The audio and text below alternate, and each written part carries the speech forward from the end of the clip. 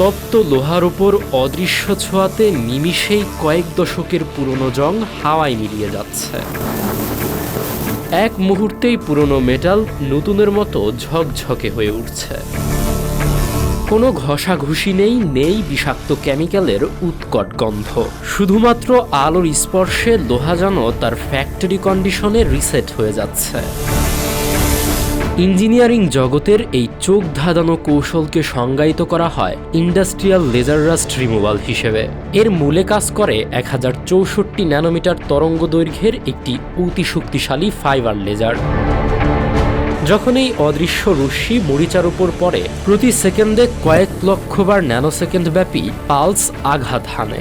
এতে মরিচার স্তর মুহূর্তেই কয়েক হাজার ডিগ্রি সেলসিয়াসে পৌঁছে সরাসরি গ্যাসে পরিণত হয়। অথচ অবাক করা বিষয় হলো, মূল ধাতুটি আয়নার মতো এই আলোকে প্রতিফলিত করে দেয় বলে মেটালের এক চুল পরিমাণও ক্ষতি হয় না। আমাদের ভিডিওগুলো চিটাগং থেকে দেখছেন লিজান চৌধুরী, নারায়ণগঞ্জ থেকে দেখছেন মোহাম্মদ ইফাদ ইসলাম, শরীয়তপুর থেকে দেখছেন মোহাম্মদ, রাজশাহী থেকে দেখছেন মোহাম্মদ শাহিন এবং তানজিদ হোসেন ভুইয়া দেখছেন সৌদি আরব জেদ্দা থেকে।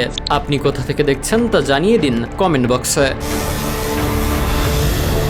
বর্তমানে চীন, জার্মানি এবং আমেরিকার ভারী শিল্পে এই প্রযুক্তি সবচেয়ে বেশি ব্যবহৃত হচ্ছে। 3 থেকে 30 লক্ষ টাকা মূল্যের এই মেশিনগুলো দিয়ে প্রতি ঘন্টায় কয়েক হাজার বর্গ সেন্টিমিটার সারফেস নিখুঁতভাবে পরিষ্কার করা সম্ভব।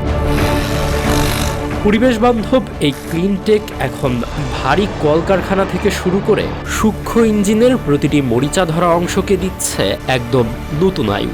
এই প্রযুক্তির কল্যাণে কোনো মেটালই এখন আর ফেলনা নয়।